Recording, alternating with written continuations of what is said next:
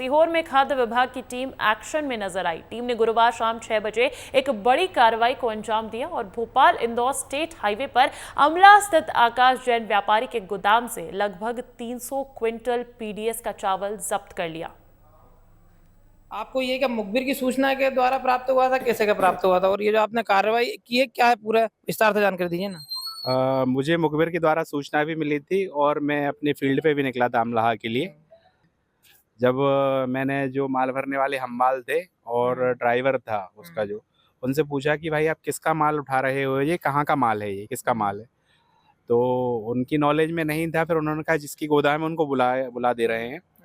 जब उन्होंने बुलाया तो आकाश नाम के व्यक्ति आया, आकाश जैन, जो उन्होंने बताया कि माल उनका रखा हुआ है और उन्हीं की गोदाम है, जी उनकी निजी गोदाम है, निजी गोदाम में माल रखा हुआ है।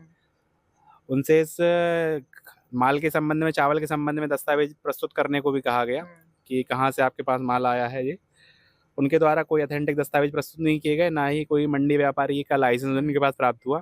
कुंटल पीडीएस का चावल मिलना एक अपने आप में बड़ा विषय है, तो इसमें क्या कुछ जो वितरण समितियां हैं क्या उनका हस्तक्षेप है, या इतनी बड़ी मात्रा में चावल कहाँ से आया?